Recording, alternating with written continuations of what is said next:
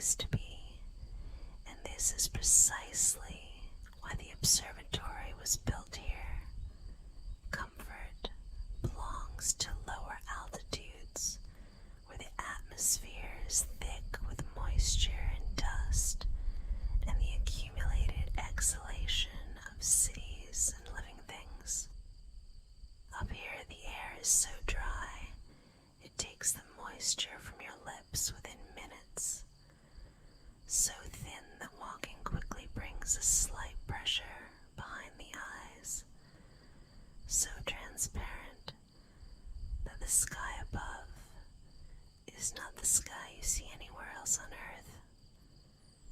The observatory dome is open tonight. It has been open every clear night for 23 years.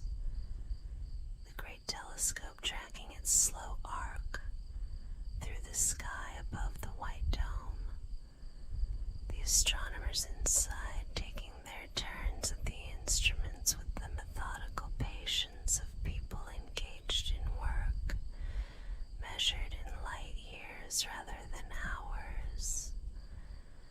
Outside the dome, the viewing platform wraps around the building's upper level, open to the stars, open to the wind that comes off the desert at night, carrying its cargo of cold and silence.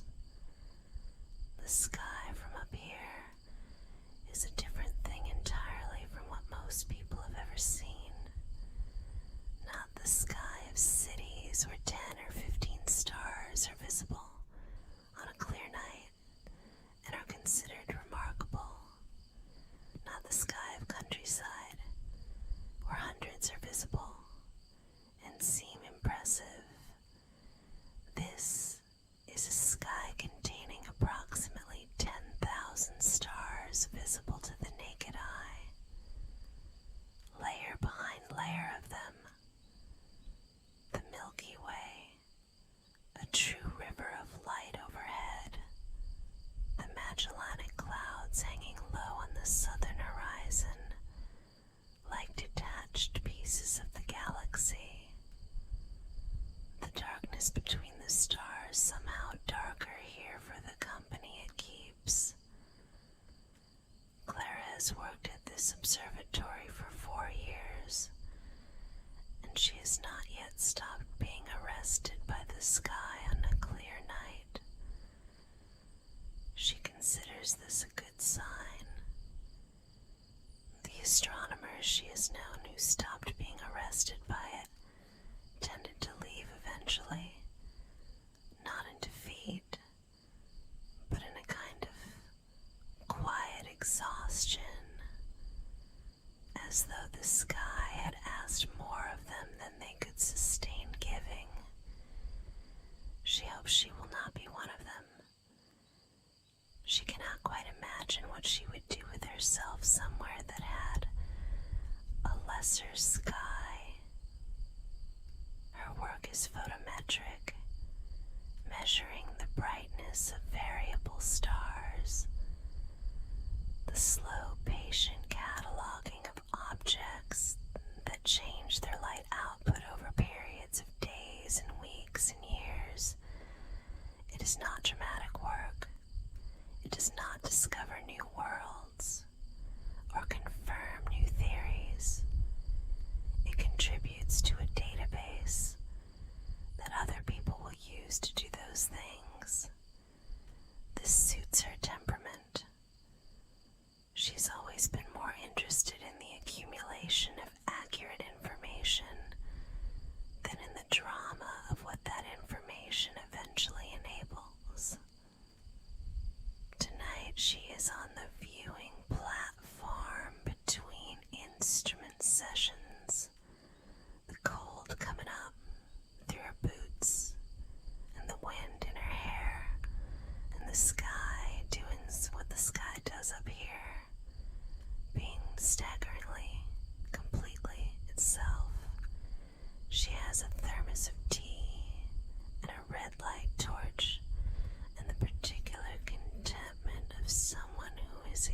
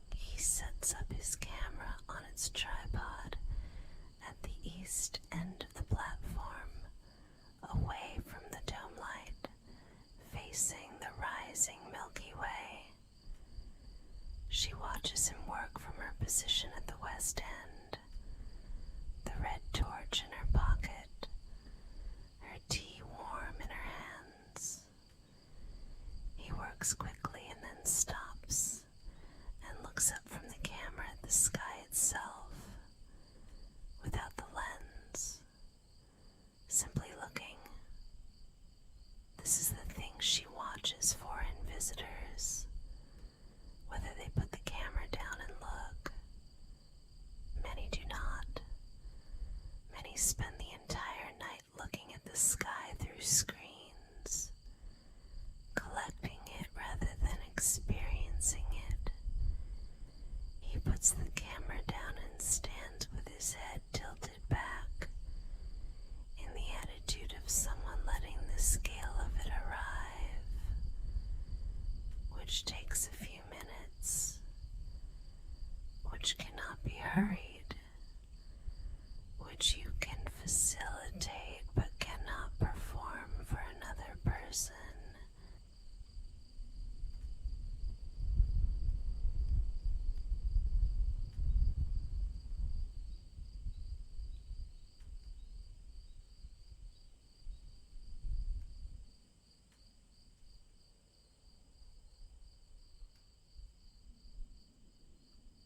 She moves across the platform and begins explaining the technique for seeing faint stars, the averted vision trick, the fact that the rod cells that detect faint light are concentrated in the periphery of the retina rather than the center, and that the way to see something very faint is to look slightly to one side of where you expect it to be.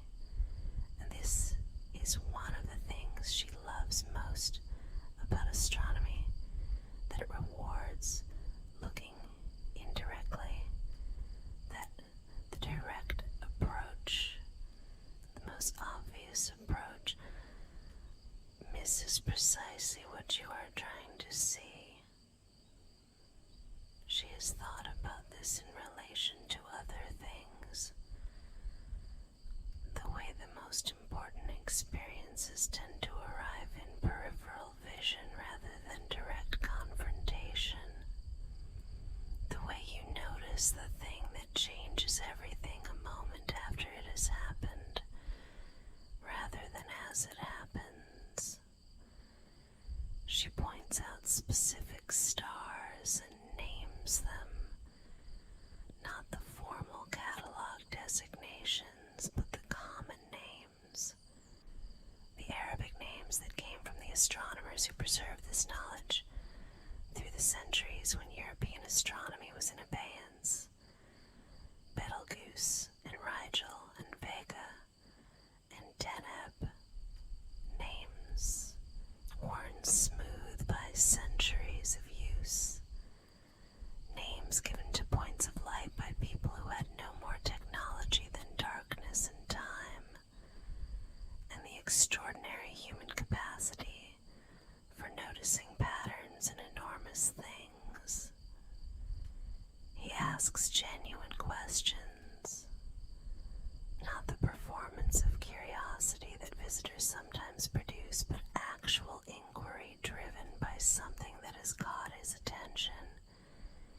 He wants to understand the variable stars, not the method of measuring them, but the nature of them. What it means for a star to change its own brightness over time. What is happening inside a star when it does that. She finds herself explaining it in more depth than she usually does on public nights. She's talking about stellar physics to a photographer at 3 a.m. on a desert platform under 10,000 stars. And this strikes her as among the more remarkable versions of any night she might have been having. The group has gone back inside and then back down the mountain, and they are the last 2 people on the viewing platform. The wind has dropped to almost nothing. The sky overhead is so clear that the stars cast a faint shadow, something that almost no one alive has ever stood in. The collective light of 10,000 suns arriving at this platform after distances measured in centuries. They are standing close together, the cold of the desert night having naturally reduced the distance between warm things, her red torch making a small circle of light between their feet. She's been pointing out the southern constellations, her arm raised toward the sky, and then she has lowered her arm, and they are simply standing together in the dark, with the whole sky overhead, and the observatory dome turning slowly above them. She becomes aware that he is turned toward her rather than toward the sky. The sky is still there above them and will be there for the hours remaining until dawn. It is not going anywhere. It does not require their constant attention. She turns toward him. He moves to her with the deliberate slowness of someone who is not uncertain, but who wants to give time its proper weight. His hands find her face in the dark, the cold of his fingers against her jaw, the warmth of the contact itself against the cold of the night.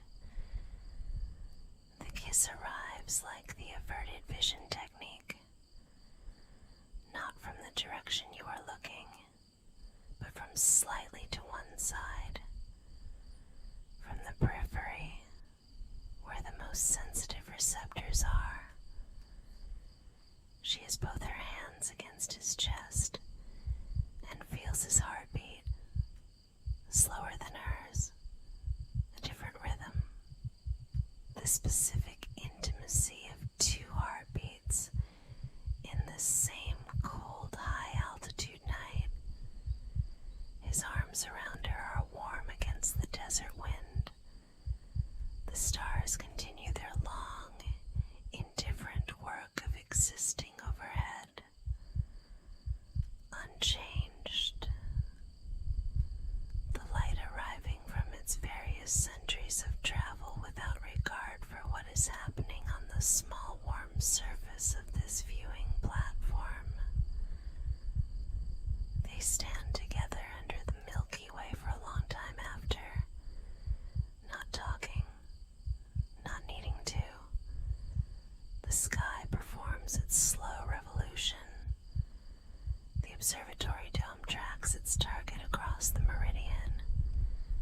The desert stretches away on all sides in its ancient silence. She thinks about light that has been traveling for 1,000 years, arriving at this exact point on the Earth's surface at this exact moment, and how staggering it is. How the mathematics of it requires everything to have been exactly as it was for the light to arrive exactly here. And she thinks this might be the closest thing she has to a philosophy of anything.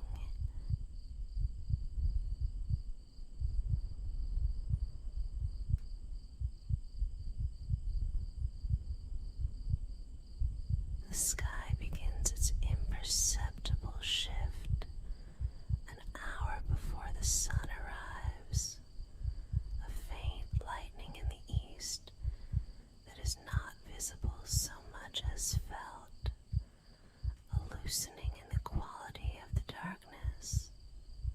She knows this hour the way she knows all the hours of the observatory night, each one with its own character.